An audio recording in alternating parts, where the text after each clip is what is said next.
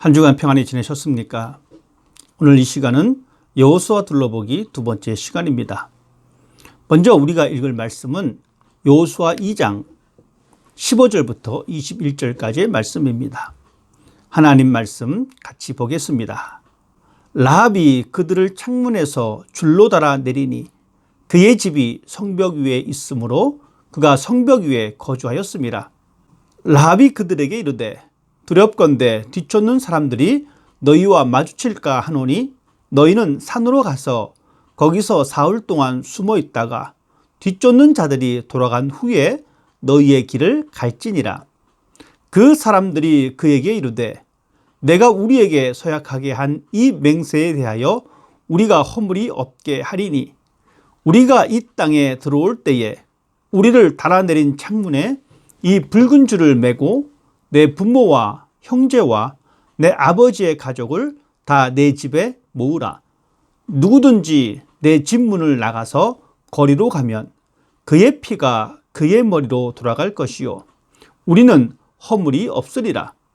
그러나 누구든지 너와 함께 집에 있는 자에게 손을 대면 그의 피는 우리의 머리로 돌아오려니와 내가 우리의 이 일을 누설하면 내가 우리에게 서약하게 한 맹세에 대하여 우리에게 허물이 없으리라 하니 라합이 이르되 너희의 말대로 할 것이라 하고 그들을 보내어 가게 하고 붉은 줄을 창문에 매니라.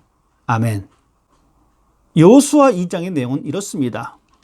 이제 여호수아는 여리고를 향하여 두 사람의 정탐꾼을 보내게 됩니다. 여호수아가 하나님의 말씀에 대한 의심이 있었던 것이 아닙니다. 하나님의 약속에 대한 확신이 없어서 정탐꾼을 보낸 것이 아닙니다. 오히려 여호수아는 하나님의 약속을 믿었고 자신이 해야 할 최선의 일들을 하기 위해서 사람을 택하고 여리고성에 보냅니다. 하나님이 우리와 함께 하시지만 우리들이 할 수 있는 대로 우리는 주어진 역할을 감당하기 위해서 최선의 노력을 해야 합니다. 하나님이 하시니까 나는 뒷짐이나 지고 있겠다라고 하는 생각은 올바른 삶의 태도가 아닙니다. 하나님은 행동하는 사람들을 통하여 선을 이루시는 분입니다. 두 사람의 정탐꾼은 여리고성으로 들어갔습니다. 그런데 이 사실이 사람들에 의해서 탄로가 납니다. 성내에는 이런저런 소문이 들립니다. 광야를 건너온 히브리 민족들이 자신들의 성에 쳐들어와서 함락시킬 것이라는 소문이 널리 퍼집니다.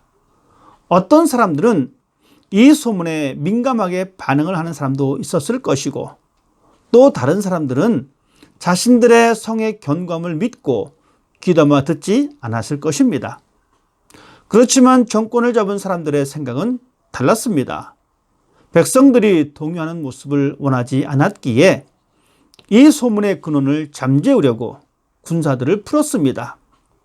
그리고 낯선 사람들을 추격하기 시작합니다. 드디어 그 첩자들이 라합이라고 하는 여인이 운영하는 집에 머물고 있다는 사실을 알게 됩니다. 그리고 왕은 군사들을 보내서 그 첩자들을 잡으려고 했습니다. 기생 라합에게 위기가 다가왔습니다. 첩자들을 숨겨놓는다는 것은 자신의 목숨을 대신 내놓아야 하기 때문입니다. 그런데 놀랍게도 이 여인은 미리 그 첩자들을 숨겨두었습니다.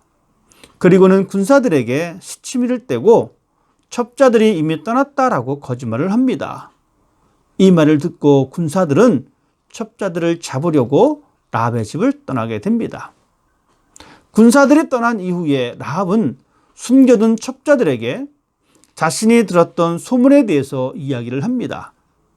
애굽에서 나와서 홍해를 건널 때 하나님께서 홍해의 물을 마르게 하신 것과 요단을 건너기 전에 위대한 왕들을 물리친 것을 이야기하면서 하나님께서 여리고 역시 이스라엘 군대에 의해서 멸망받게 될 것이라고 말을 합니다. 어떤 사람들은 홍해를 건넌 것도 위대한 왕을 물리친 것도 전설이라고 생각했지만 이 여인은 달랐습니다. 라합은 하나님은 하늘과 땅의 하나님이라고 신앙을 고백합니다. 그리고 자신과 그녀의 가족들의 생명을 보존해 달라고 요청합니다. 라합은 이 첩자들을 붉은 줄에 매달아 성 아래로 내려가게 하고 그 약속의 징표로 자신의 집 창에 붉은 줄을 걸어놓고 그 집에 있는 사람들은 모두 살려주겠다라고 하는 약속을 하고 헤어집니다. 오늘에 등장하는 여인은 기생입니다. 다른 평범하고 고상한 직업을 가진 사람이 등장할 수도 있지만 성경은 기생을 등장시킵니다. 이 직업은 그다지 환영받지 못하는 직업입니다. 그럼에도 불구하고 성경은 이 여인의 직업을 기록합니다. 그렇지만 우리는 이 여인의 행동에 초점을 맞춰야 합니다. 사람들에게 무시당하고 존중받지 못한다 할지라도 이 여인을 통하여 믿음을 갖는다는 것이 어떤 것인지, 그 결과가 어떻게 나타나고 있는지를 성경은 보여주고 있습니다. 믿음의 결과가 신분의 차이가 아닌 마음과 행동의 결과라는 것을 알려주고 있습니다. 어쩌면 우리들도 이 세상에서 크게 주목받지 못하는 사람들일지도 모릅니다. 이 여인처럼 초라한 모습일지도 모릅니다. 가진 재산도 많지 않고 배운 것도 많지 않습니다. 이 세상에서 주인공으로 살지 않고 사람들에게 주목받지 못한 조연과 같은 인생을 살아가고 있는지도 모릅니다. 그렇지만 우리에게 필요한 것은 세상의 신분이나 지위가 아닌 믿음이라고 하는 사실에 더 집중해야 합니다.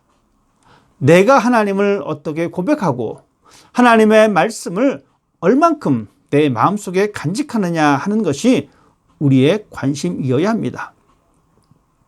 여리고 성에 살았던 기생 라합은 하나님이 어떤 분이신지를 믿었습니다. 그녀의 믿음의 특징은 눈으로 직접 보지 않고 믿었다는 것입니다. 이스라엘 사람들처럼 홍해가 마르는 것도 보지 못했고 하늘에서 만나가 내리는 것도 못 봤습니다. 메추라기 떼가 죽어서 땅에 떨어지는 것도 경험하지 못했습니다. 그렇지만 이 라합은 이스라엘 백성들보다 더 하나님을 믿었는지도 모릅니다. 하나님의 기적을 경험했던 사람들은 여전히 불만과 불평 속에 지내왔지만 기생 라합은 달랐습니다. 어떻게 그녀가 믿음을 가질 수 있었을까요? 아마도 그녀는 직업의 특성상 여러 사람을 만나게 되니 자연스럽게 나그네들의 입을 통하여 하나님께서 함께 하시는 히브리 민족들에 대해서 이야기를 들었을 것입니다. 하나님이 이미 40년 전에 홍해를 가르셨는데 그 사건을 옛날 전설로 치부하지 않고 그녀는 그것을 믿었습니다. 믿음이란 이런 것입니다. 보지 못한 것을 듣고 믿는 것입니다. 본 것만을 믿는 것이 믿음이 아닙니다. 그렇기 때문에 성경은 믿음은 들음에서 난다라고 이야기하고 있습니다. 라합이라고 하는 이 여인이 위대한 것은 그녀는 하나님이 하실 일을 믿고 알았습니다. 라합의 믿음은 단순히 지난날 하나님께서 행하신 기적들을 기억하는 믿음에서 머물러 있지 않았습니다. 더 나아가 그녀는 하나님께서 앞으로 행하실 일까지 믿고 신뢰했습니다. 그녀는 하나님이 하늘에서도 하나님이요 땅에서도 하나님이심을 알았습니다. 그리고 그 하나님이 가나안 땅을 이스라엘에게 주실 것을 알았고 이미 그 역사가 시작됨을 알았습니다. 그래서 그녀는 자신의 목숨을 걸고 믿음으로 정탐꾼들을 숨겨두었습니다. 여리고 성의 멸망의 그림자가 다가올 때 기생 라합은 믿음으로 결단하고 선택하였습니다. 자신이 듣고 믿어왔던 그 사실에 한 걸음 더 나아가기를 선택합니다. 그녀가 선택한 것은 바로 하나님을 믿고 하나님을 섬기기로 결단한 것입니다. 그동안 자신이 쌓아왔던 삶의 터전이 완전히 바뀐다고 할지라도 그녀의 선택은 흔들림이 없었습니다. 그녀의 믿음은 흔들림이 없었습니다.